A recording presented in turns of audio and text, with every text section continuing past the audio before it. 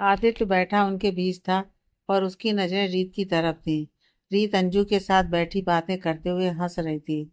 आज उसकी हंसी में अलग ही बात थी। आज वो दिल से हंस रही थी। आदित्य उसे देखकर खुश हो रहा था। वरुण ने देखा, उसने दीपक के कोनी मारकर इशारा किया और महेश को भी इशारा किया। तीनों आदित्य को देखने लगे। वरुण ने टाइम नोट किया। आदित्य को कुछ पता नहीं लगा। वो आराम से रीत को देख रहा था और वो तीनों उसे देख रहे थे। वरुण ने इशारा किया। 10 मिनट, फिर 15 मिनट। वो तीनों बोर हो गए। महेश बोला, आदि आज इतने दिनों बाद इकट्ठे हुए हैं और तू रीत को ही देखे जा रहा है। तुझे हमारी जरूरत भी है?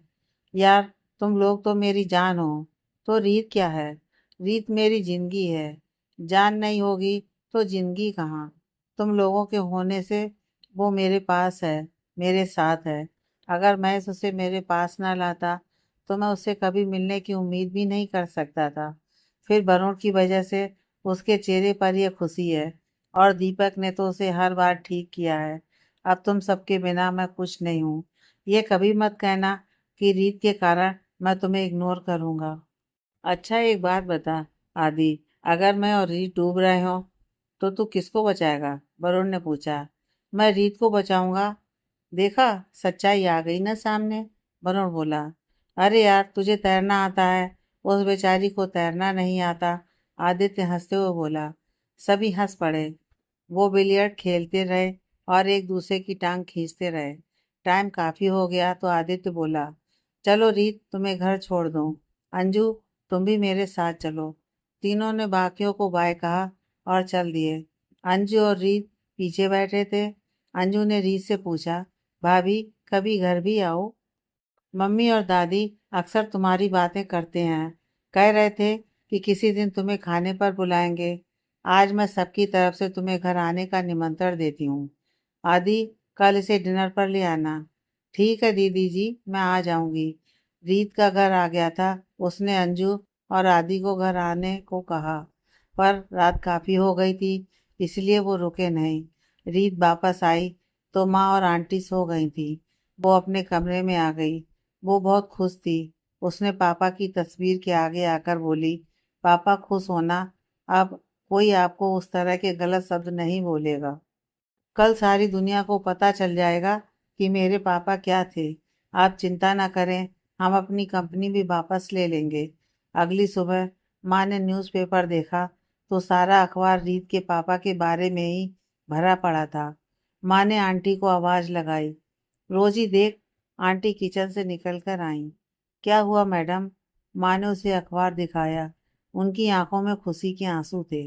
वो बता नहीं सकती थी कि वो कितनी खुश थी। उन्हें उम्मीद नहीं थी कि वो जीतेंगी, ये दिन देख पाएंगी।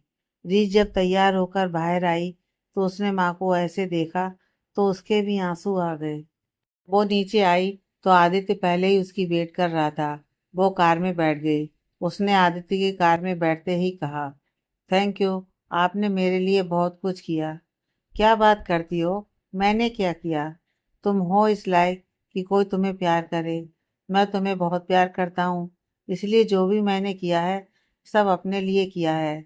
जनाब, दूध के धुले नहीं हैं हम। वक्त आने पर सूद समेत वसूल कर लेंगे, कहकर उसने कार स्टार्ट कर दी। माँ अखबार में खबर देखकर बहुत खुश हो रही थी। इतना खुश थी कि रोने लगी। आंटी और माँ को देखकर मैं भी रोने लगी।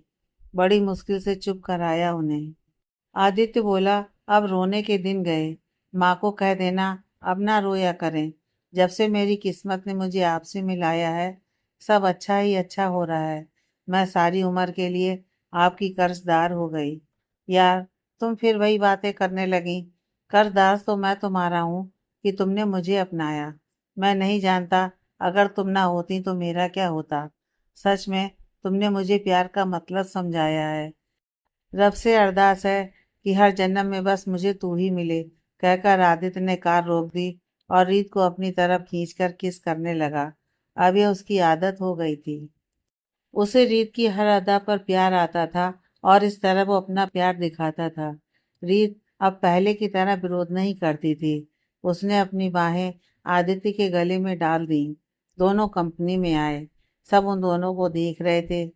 देखते तो रोज ही थे, इसलिए उन्होंने ज़्यादा ध्यान नहीं दिया। रीत कमरे में बैग रखकर आदित्य को कॉफ़ी देने चल दी।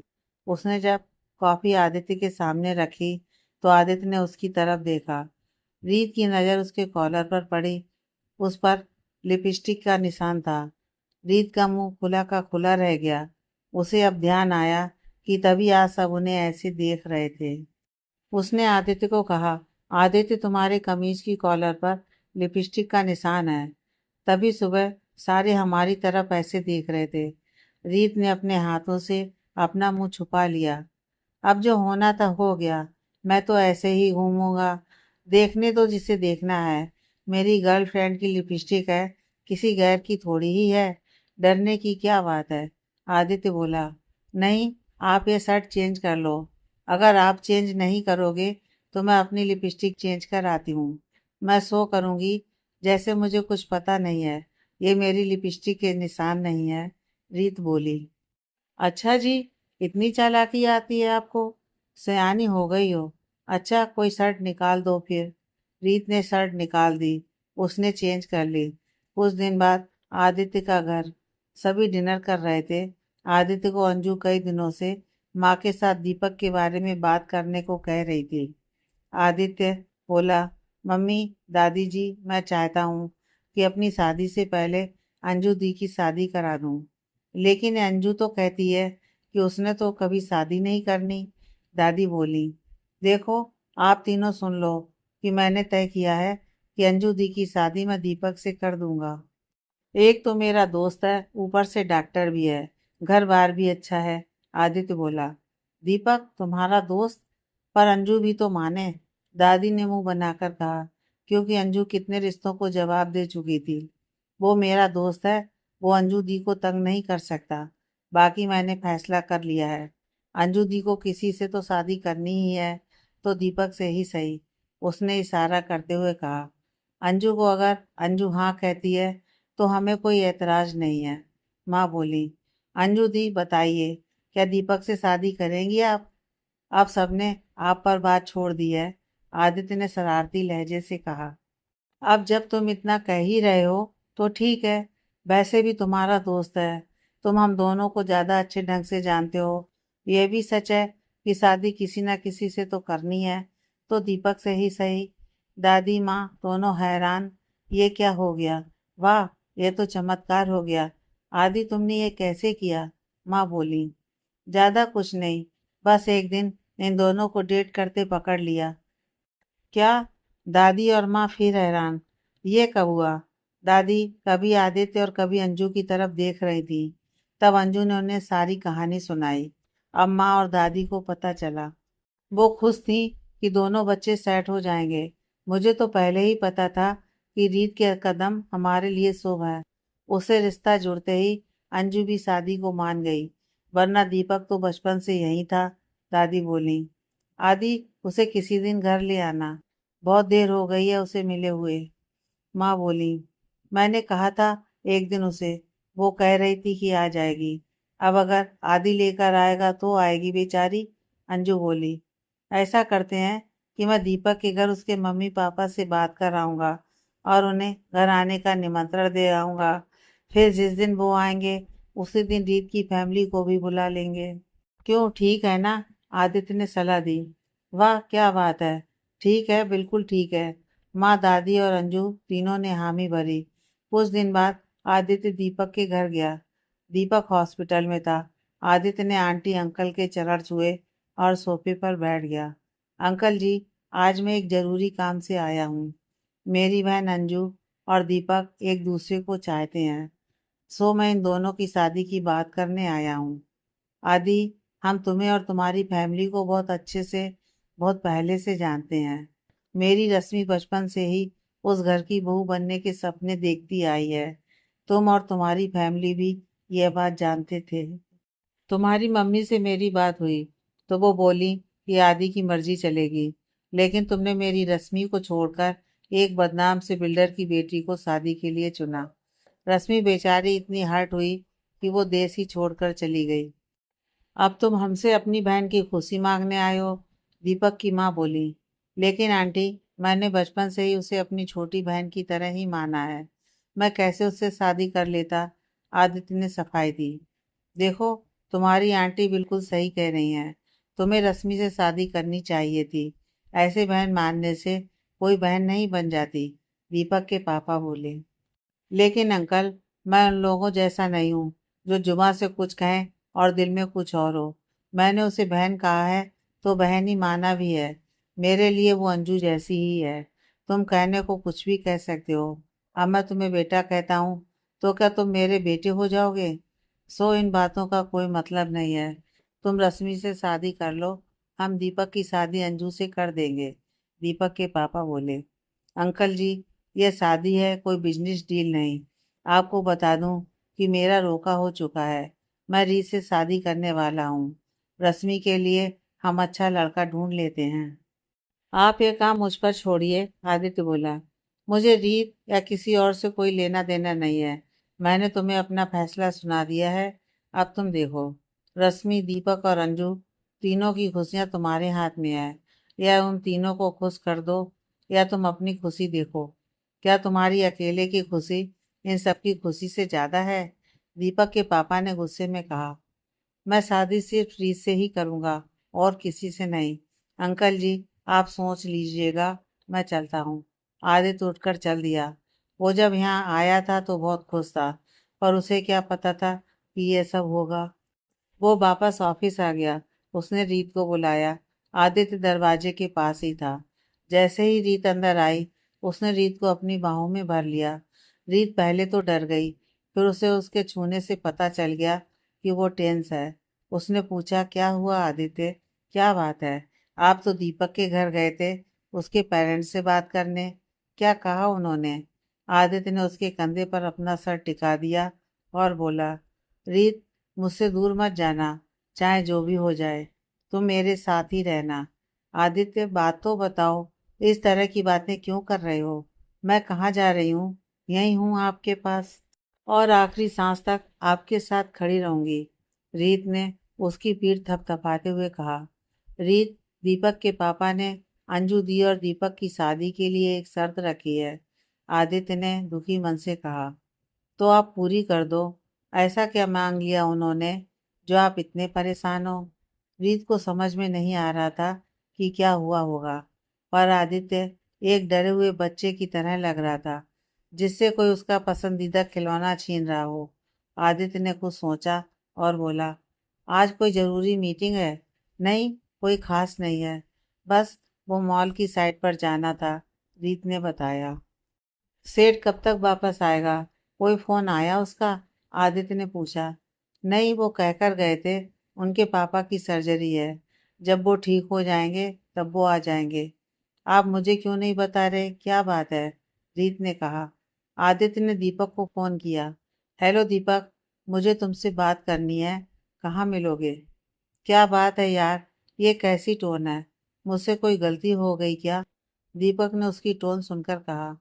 नहीं, बस बात करनी है। तू कहाँ मिलेगा? आदित्य ने फिर वैसे ही कहा। महेश के रेस्टोरेंट मिलते हैं, आजा, दीपक ने कहा। आदित्य ने रीत से कहा, मैं दीपक से मिलकर आता हूँ। ऑफिस का काम संभालना, अगर कोई आए तो फोन कर देना। रीत उसके बिहेवियर से टेंस हो गई थी। उसने ओके में सिर हिला दिया। आदित्य ने उसका चेहरा देखा तो वो उसके पास आया, उसे कंधों से पकड़ा और बोला, तुम टेंशन मत लो, कुछ नहीं हुआ है। वो दीपक और अंजू के रिश्ते के बारे में दीपक से बात करने जा रहा हूँ। उसने हल्के से उसके कंधे को दबाया। रीत उससे लिपट गई और रो पड़ी। देखो, तुम खुद टेंशन में हो और मुझे टेंशन फ्री रहने को कह रहे हो। अपना ध्यान रखना। अगर अपना समझो तो मुझसे बात कर लेना। मैं हमेशा तुम्हारे साथ हूँ।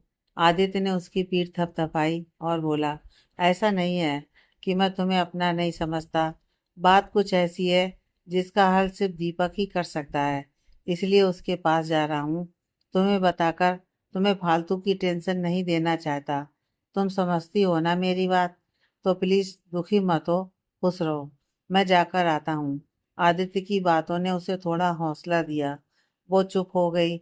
उसने आदित्य की टाई ठीक की और उसे बाय कहा। आदित्य जब रेस्टोरेंट पहुंचा तो दीपक पहले ही महेश के साथ बैठा था। आदित्य जाकर वहां गुस्से में बैठ गया। महेश उसके पास आया। क्या हो गया यार, इतने गुस्से में क्यों हैं? इस दीपक से पूछ, इसे पता हो गया होगा। आदित्य उसी टोन में बोला। क्या अंजू दी प्रेग्नेंट है? महेश ने आदित्य के पास होकर धीरे से पूछा। आदित्य ने और भी गुस्से से उसकी तरफ देखा। दीपक डर गया। वो बोला, नहीं आदि, ऐसी बात नहीं है। मैं शादी से पहले उसे हाथ भी नहीं लगाऊंगा। उसने तुझसे मजाक किया होगा। अच्छा जी, ऐसी बात तो लड़की मजाक में नहीं कहती। तू अंजू दी को गलत कह रहा है। साले तेरी इतनी हिम्मत। आदि, मैं तुम्हारे साथ हूँ। बता क्या करना है इसके साथ। आदित्य कुछ कहता है इससे पहले ही महेश बोल पड़ा। Shut up! आदित्य जोर से चीखा। पहले मेरी बात तो सुन लो। दोनों एकदम चुप हो गए। उन्हें आदित्य के गुस्से का पता था। वरुण और ये दोनों बचपन से आदित्य को जानते थे और उसके गुस्से को भी। जब आदित्य गुस्से में होता था वो तीनों चुप कर जाते थे। ये इनकी दोस्ती थी कि उन्हें पता होता था कि आदित्य कभी बिना बात के गुस्सा नहीं होता। आदित्य ने गहरी सांस छोड़ी और बोला, बात यह है कि मैं दीपक के घर गया था। यह तो घर नहीं था, मैं इनकी शादी की बात करने गया था, पर इसके पापा ने सारा मूड ही खराब कर दिया। क्या उन्होंने मना कर दिया? दीपक ने पूछा। हाँ, ऐसा ही कुछ। उन्होंने शर्त रखी कि दीपक से अंजू की शादी तब करेंगे जब मैं रश्मि से शादी करूंगा, और तुम्हें पता है कि मैं रीत के सिवा किसी और से शादी नहीं करूंगा। आदित्य बोला। क्या वो कमीना अमरीश पुरी? सॉरी दीपक, पर मैं नहीं चाहता कि रश्मि किसी और की हो। महेश बोला। हाँ, तो ये बात है। आदि, इस अमरीश पुरी को बस में सिर्फ एक ही बंदा या कहो बंदी कर सकती है, और वो है रश्मि। महेश, तुम्हारी स्टोरी कहाँ तक पहुंची? अब क्या कहती है रश्मि? दीपक ने महेश से पूछा। तुम खुद ही देख लो, कहकर महेश ने रश्मि को वीडियो कॉल की। थोड़ी देर बाद ही रश्मि ने फोन उठा लिया। हेलो मेसी, क्या बात है? आज इस वक्त फोन किया? उधर रात थी। रश्मि, तेरे पापा 6 जिंदगियां खराब करने पर तुले हैं। उन्होंने आदित्य के सामने शर्त रखी है कि वो दीपक और अंजू की शादी तब करेंगे अगर आदि तुमसे शादी करेगा। अब तुम ही बताओ कि अगर आदि तुमसे शादी करेगा तो मेरा और रीत का क्या होगा? महेश बच्चों की तरह मुंह बनाता हुआ बोला। क्या? पापा को किसने कहा कि मुझे आदि से शादी करनी है? मैंने तो कभी कहा नहीं। हाँ, रीत से पहले मैं जरूर सोचती थी, पर अब मैं सिर्फ तुम्हें चाहती हूँ। तुम चिंता मत करो, मैं पापा से बात करती हूँ। रश्मि बोली। और सोना, आजकल क्या कर रहे हो? मेरी याद नहीं आती क्या? इतने इतने दिन फोन नहीं करते, कहाँ बिजी रहते हो? रश्मि प्यार से बोली। महेश जल्दी से फोन लेकर बाहर निकल गया। दीपक उसे जाते हुए खा जाने वाली नजरों से देख रहा था। आदित्य हंस पड़ा। देखा, अब तेरी बहन की बात हुई तो तुझे पता चला। हाँ यार, यही तो हमारे में बुराई है। हमारी बहन के बारे में कोई बोलता है तो बुरा लगता है, जबकि खुद भी किसी की बहन को डेट करते हैं तो बुरा नहीं लगता। पर छोड़, अब तो तू खुश है। तू चिंता ना कर, मैं और रश्मि मिलकर पापा को मना लेंगे। तेरी शादी रीत से ही होगी, मेरी अंजू से ही, और रश्मि की महेश से। महेश अच्छा है यार, दीपक बोला। आदित्य बोला। हाँ यार, यही इस जमाने की रीत है। अपनी बहन को तो घर में कैद करके बिठा देते हैं और अपनी गर्लफ्रेंड की आस करते हैं कि वो हमारे साथ रोज घूमने चले। चल ठीक है, दुनिया है, अब क्या कर सकते हैं। अच्छा, मैं चलता हूँ। अभी जाकर रीत को भी बताना है, मैंने उसे कुछ नहीं बताया था। वो बेचारी सोच रही होगी कि पता नहीं तेरे पापा ने क्या शर्त रखी होगी। आदित्य अब खुश था कि इतनी बड़ी प्रॉब्लम इतनी आसानी से सॉल्व हो गई। उसे अपने दोस्तों पर और अपनी दोस्ती पर मान है। वो वहां से निकलकर सीधा ऑफिस आ गया।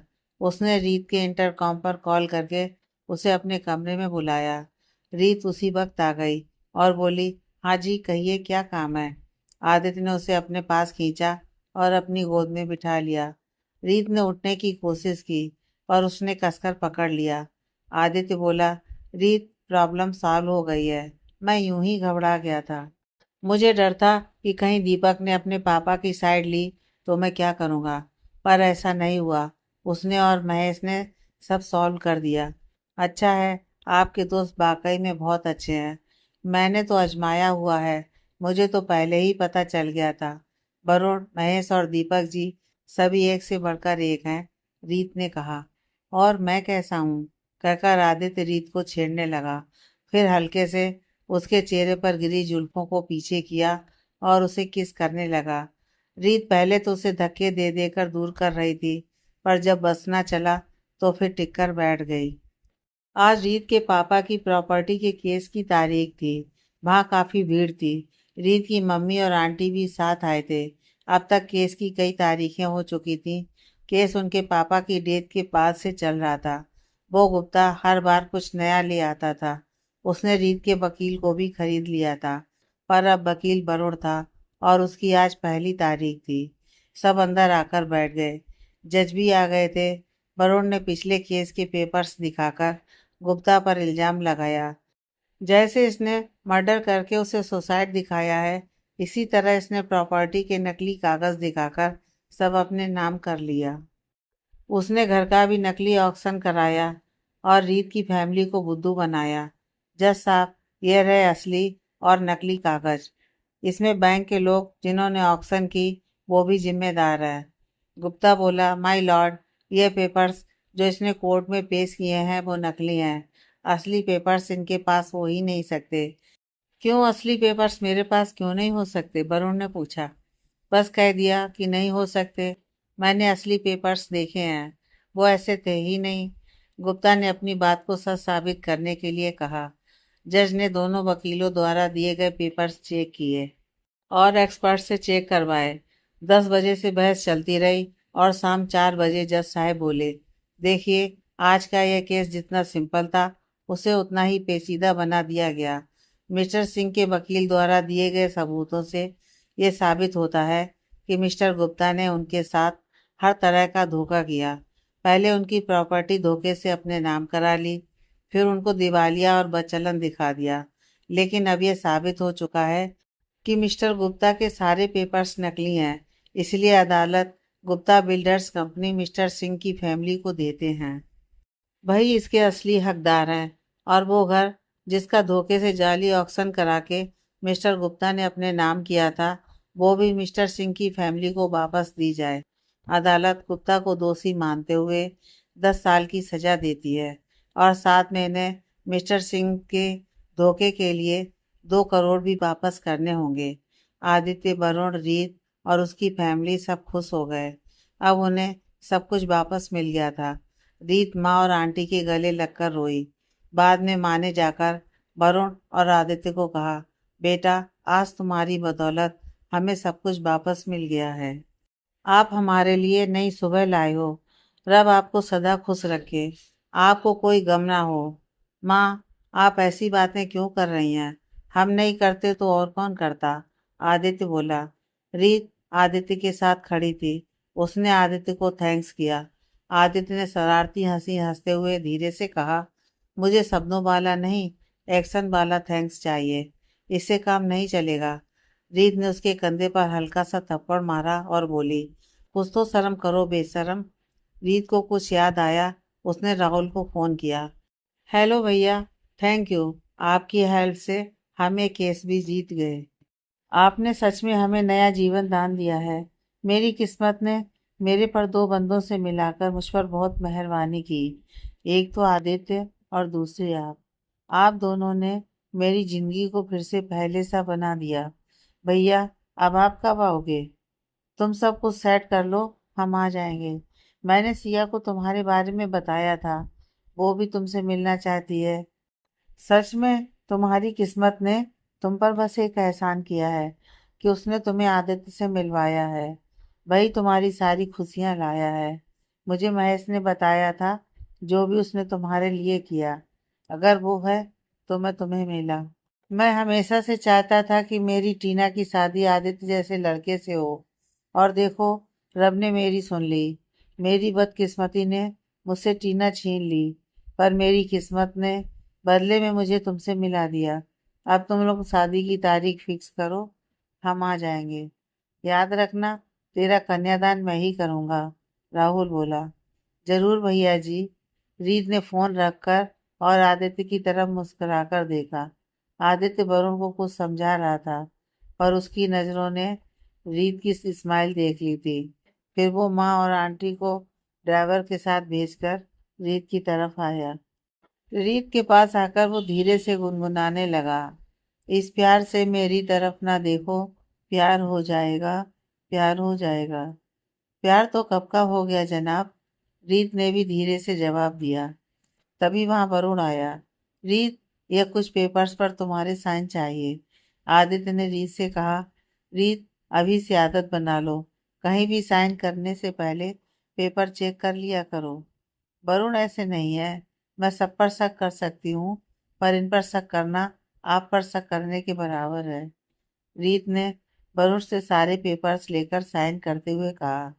वरुण, एक काम करना, तुम रीत की कंपनी के लीगल एडवाइजर बन जाना। रीत, तुम शिखा को ले जा सकती हो, अपनी सेक्रेटरी बना लेना। शिखा? ये शिखा कौन है? कभी मिलाया नहीं मुझे। यार, अब तुम लोग तो सेट हो गए, इस तुम्हारे दोस्त की भी फिक्र करो। वरुण बोला। यार, ये नहीं सुधरेगा, आदित्य रीत से बोला, और वो दोनों वरुण को बाय करके चले गए। 1 महीने बाद सिंह बिल्डर्स, आज रीत उस कंपनी की चेयरमैन बन गई थी। उन्होंने अच्छी तरह छांट छांट कर सारे बोर्ड के मेंबर भर्ती किए थे। गुप्ता के सारे सपोर्टर्स निकाल दिए थे। उसने अपने पापा के वफादार लोगों को ढूंढ ढूंढ कर दोबारा शामिल कर लिया था।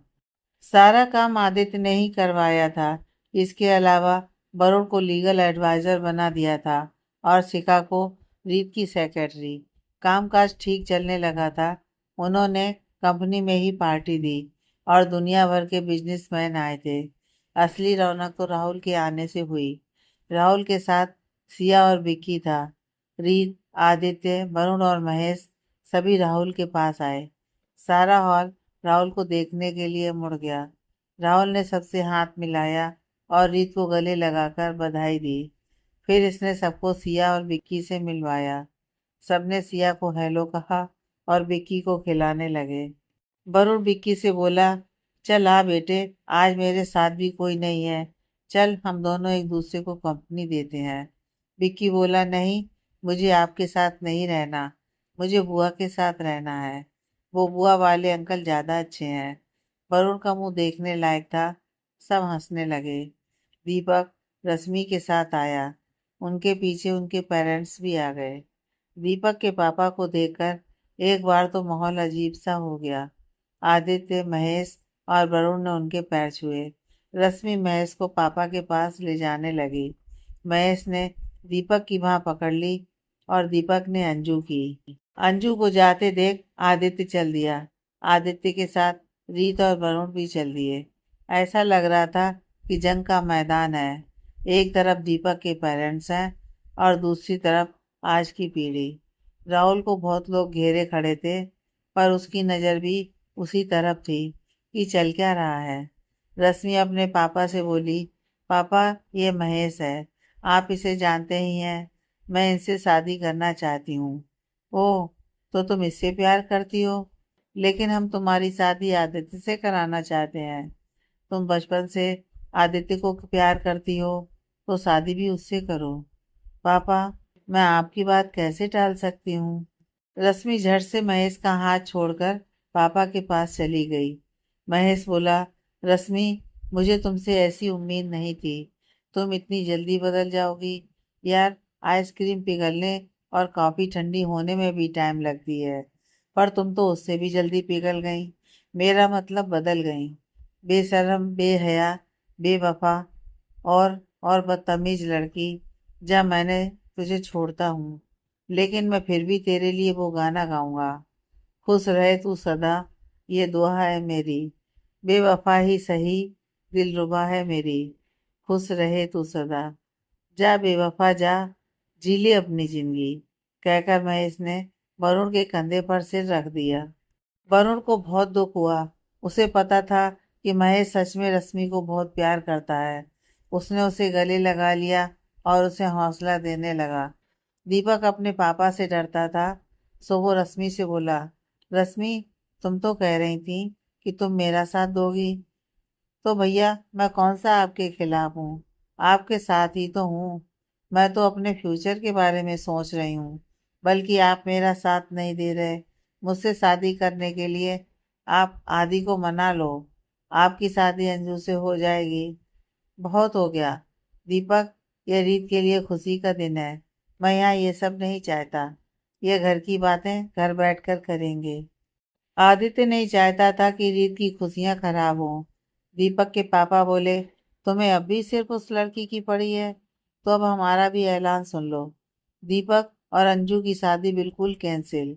मैं ऐसी लड़की को अपने घर की बहू नहीं बनाऊंगा जिसका भाई ऐसा हो। उन्होंने आदित्य की तरफ उंगली करके कहा। आदित्य बोला, रश्मि, सब लोग देख रहे हैं। इन्हें ये साथ वाले कमरे में ले जाओ, वहां बैठकर बात करो। आदित्य के कहने पर रश्मि अपने पेरेंट्स को साथ वाले रूम में ले गई। आदित्य ने अंजू दी से कहा, अंजू दी, आप रीत को लेकर पार्टी में लोगों को अटेंड करो। इसकी वहाँ जरूरत है, मैं इन्हें देखता हूँ। आप चिंता मत कीजिए, मैं हूं ना, सब ठीक हो जाएगा। अंजू बोली, आदि, तू ज्यादा स्ट्रेस मत लेना। अगर ज्यादा ही शर्तों पर उतरते हैं तो झुकना मत। मुझे ऐसे घर में शादी करनी ही नहीं है, क्योंकि जो रिश्ता शर्तों पर हो वो कभी कामयाब नहीं होता। फिर वो चाहे प्यार का हो, दोस्ती का हो या शादी का। रीत बोली, आदित्य, तुम मेरे लिए दीदी जी की खुशियां मत गंवाना। मुझे जितना मिला है मैं उसमें खुश हूँ। मैं इनके दिल तोड़कर अपना घर नहीं बसा सकती। उसकी आंखों में आंसू थे। आदित्य ने उसके कंधे पर हाथ रखा और बोला, कुछ नहीं होगा। आप लोग चिंता मत करो। अंजू दी, आप मेरे दोस्तों को भूल गई क्या? जब तक हम साथ हैं कोई किसी की खुशी छीन नहीं सकता। जब वो कमरे में आया तो वरुण बोल रहा था, अंकल जी, आप ये सब कैसे कह सकते हैं? ये लोग बालिग हैं, जिससे चाहे शादी कर सकते हैं। आप इस तरह इन पर दबाव नहीं डाल सकते। ये गैर कानूनी है। तुम सब क्या सोचते हो कि इकट्ठे होकर हमें दबा लोगे? जब एक बार इन्होंने कह दिया कि दीपक की शादी अंजू से नहीं होगी तो बस नहीं होगी। अब कोई बात नहीं होगी। दीपक की माँ बोली, शादी आपकी नहीं मेरी है, तो फैसला भी मेरा ही होगा। देखिए मम्मी, पापा, मैंने बचपन से हमेशा वो किया जो आपने कहा। मैं वरुण की तरह वकील बनना चाहता था। आपने कहा कि डॉक्टर बन, मैं बन गया। मैं किसी गांव में अपना हॉस्पिटल खोलना चाहता था। आपने कहा कि आपके हॉस्पिटल में काम करूं, तो मैंने वो भी कर लिया। आज आपको रश्मि की खुशी दिख रही है, मेरी नहीं। आप रश्मि के लिए रश्मि जैसी रीत का दिल तोड़ रहे हो। और ये रश्मि जो पहले आदि के पीछे पड़ी, फिर इसने महेश को अपने पीछे लगाया, और अब आपके कहने पर फिर से आदि के पीछे पड़ गई और आप इसका साथ दे रहे हो। मैं भी अंजू को बचपन से प्यार करता हूँ। मेरे प्यार की आपको कोई फिक्र ही नहीं है। अगर मैं जिद्दी नहीं हूँ तो क्या आप मेरी बात सुनेंगे भी नहीं? मैं अपना फैसला सुना रहा हूँ। मेरी शादी सिर्फ अंजू से होगी और हमें कोई नहीं रोक सकता। दीपक, जो हमेशा चुप रहता था, अचानक बोला, तू होता कौन है फैसला करने वाला? तुझे हमारा कहना मानना ही पड़ेगा, नहीं तो मैं तुझे अपनी जायदाद से बेदखल कर दूंगा। फिर तू करके दिखाना अपने सपने पूरे। देखूंगा अंजू कितने दिन तेरा साथ देती है। आप इस बात की चिंता ना करो। जब तक मेरे साथ मेरे दोस्त हैं, मैं हर मुश्किल से लड़ सकता हूँ। दीपक ने जाकर आदित्य, महेश और वरुण का हाथ पकड़कर कहा, ये निकम्मे दोस्त जिनका अपने खाने पीने का ठिकाना नहीं है, वो तेरी क्या हेल्प करेंगे? ये आदित्य अपने बाप का बिजनेस संभालता है। यह महेश पापा का रेस्टोरेंट संभालता है। इसी तरह वरुण भी अपने पापा की कमाई से वकील बना है। कोई भी नहीं है जो अपने दम पर कुछ कर सके। तुम्हें क्या खिलाएगा? पापा, बहुत हो गया। बहुत कह लिया आपने और बहुत सुन लिया मैंने। मेरे बारे में जो बोलना है बोल लो, पर मेरे दोस्तों के बारे में मैं और कुछ नहीं सुनूंगा। ये मेरी बॉटम लाइन है, इसे क्रॉस मत कीजिए। मैं आपसे हाथ जोड़कर कहता हूँ, चले जाइए यहाँ से। रश्मि, इन्हें ले जा। बहुत हो गया, अब बस। दीपक का गुस्सा सातवें आसमान पर चढ़ गया था। तीनों दोस्तों ने उसे गले लगा लिया और हौसला देकर चुप कराया। आदित्य बोला, ना दीपक, पापा के आगे ऐसा नहीं बोलते। तभी अचानक उसके पापा खड़े हुए और आंखों से आंसू पोंछते हुए उनके पास आए और उन चारों के ऊपर से हक कर लिया। रश्मि भी आकर उन सबसे लिपट गई। सब एकदम से पीछे मुड़े। उन्होंने दीपक को गले लगाया। फिर महेश का हाथ पकड़कर बोले, महेश, तुम जीत गए। तुमने कहा था कि दीपक सब बर्दाश्त कर लेगा, पर अपने दोस्तों के बारे में नहीं सुनेगा। दीपक, हम चाहते थे तुम भी और लड़कों की तरह अपने हक के लिए लड़ो। इसलिए हमने यह नाटक महेश और रश्मि के कहने पर किया। महेश, सब कुछ ठीक था, पर एक्टिंग बड़ी घटिया करते हो तुम। वो क्या था, बेशरम बेवफा। हाँ, हाँ। और जी ले अपनी जिंदगी वाला डायलॉग मेरा था, वो भी तू बोल गया। हाँ। और सबसे ऊपर वो गाना, खुश रहे तू सदा। हाँ। तुझे पता है मैंने कितने मुश्किल से अपनी हंसी रोकी। महेश, रश्मि, नाटक। सब महेश और रश्मि के पीछे भाग लिए। वो दोनों भागते हुए बाहर निकल गए। आदित्य बोला, अंकल, इसका मतलब आपको अंजू और दीपक की शादी से कोई एतराज नहीं? नहीं बेटा, बिल्कुल नहीं। वो तो हमें यह था कि दीपक हमें खुद बताता। महेश और रश्मि को भी यही था कि दीपक ने उन्हें भी नहीं बताया। वो तो वरुण ने महेश को बता दिया, वरना हमें पता ही नहीं चलता। अगर दीपक बता देता तो यह नाटक कभी ना करते। उन्होंने दीपक की तरफ देखते हुए कहा। दीपक ने उनके चरण छुए और माफी मांगी। उन्होंने उसे गले लगा लिया। फिर सब एक साथ बाहर आ गए। रीत और अंजू को भी सारी बात बता दी। सब खुश थे। पार्टी खूब अच्छे से चल रही थी। सब जानते थे कि राहुल और सिया बहुत अच्छा गाते हैं, सो सब उन्हें गाने के लिए कहने लगे। रीत के कहने पर राहुल मान गया, पर उसने कहा, ओके, हम गाना गाएंगे, पर आदित्य और रीत को उस पर डांस करना होगा। सारा हॉल सीटियों और तालियों से गूंज उठा। राहुल और सिया ने गाना शुरू किया। जब कोई बात बिगड़ जाए, जब कोई मुश्किल पड़ जाए, तुम देना साथ मेरा, ओ हम नवाज। आदित्य और रीत के साथ साथ राहुल और सिया, महेश और रश्मि, दीपक और अंजू भी इस गाने पर डांस करने लगे। वरुण विक्की को पकड़कर डांस करना चाहता था, पर वो नहीं आया। तब उसके पास शिखा आई और बोली, क्या मैं आपके साथ डांस कर सकती हूँ? नाच गाने के बाद दीपक के पापा ने माइक पकड़कर अनाउंस किया, मैं फोर्टिस हॉस्पिटल का मालिक डॉक्टर दीपक का पिता आज यहाँ अनाउंस करता हूँ कि मैं अपने बेटे दीपक की शादी आदित्य बिंद्रा की बहन अंजू बिंद्रा से तय करता हूँ। और आदित्य की शादी अपनी बेटी। दीपक ने आकर माइक पकड़ लिया। उसे लगा पापा ने ज्यादा पी ली है, सो कहीं फिर कोई हंगामा ना हो। पर उसके पापा ने माइक उससे छीन ली और उसे धकेल कर बोले, और आदित्य की शादी अपनी बेटी रीत से करता हूँ। सब लोग तालियां बजाने लगे। दीपक, जो सर पकड़कर खड़ा था, जब उसने सुना तो वो भी खुश हो गया और ताली बजाने लगा। रीत ने अपनी माँ और आंटी को राहुल, सिया और विक्की से मिलवाया। सब मिलकर खुश हुए। राहुल उनकी शादी में आने का वादा करके वापस चले गए। आदित्य ने देखा कि वरुण और शिखा एक साइड में बैठे अपने में ही लगे पड़े थे। उसने वरुण को आवाज दी। वरुण ने पीछे मुड़कर देखा और बोला, आदि, ये मेरी गर्लफ्रेंड शिखा है। आप तो जानते ही होंगे। वरुण भी नशे में था। आदित्य ने महेश से कहा, यार इसे लेकर जा, पता है कि चढ़ जाएगी तो पीता ही क्यों है। सब चले गए थे। बस रीत और आदित्य ही बैठे थे वहां। रीत ने पूछा, अगर दीपक के पापा सच में अड़ जाते तो क्या आप रश्मि से शादी कर लेते? कभी नहीं, मैं तुमसे ही शादी करता। फिर दीपक को फूंक जगाकर अंजू से शादी करा देते। तुझे हम चारों के बारे में पता नहीं है अभी। फिर कुछ रुककर बोला, तुम भूल जाना कि तुम मुझसे बच जाओगी। यहाँ आओ, अब टाइम मिला है। इतनी प्यारी लग रही थी कि क्या बताऊं, कहकर उसने रीत को गले लगा लिया और किस करने लगा। उसने सोचा, आज ना तो रीत के पास कोई बहाना है और ना ही कोई आने वाला है। आदित्य भी किस कर ही रहा था कि शिखा आ गई। मैडम, वो बोर्ड की मेंबर बाहर वेट कर रहे हैं। वो उन्हें देखकर वहीं रुक गई। रीत जल्दी से आदित्य को हटाकर दूर खड़ी हो गई। दोनों बाहर आकर मेंबर से मिले। वो स्पेशली रीत को बधाई देने आए थे। मिस्टर चोपड़ा बोले, रीत बेटी, हमें पूरी उम्मीद है कि अब सब ठीक होगा। तुमने राहुल जैसे बिजनेसमैन को यहाँ बुलाया।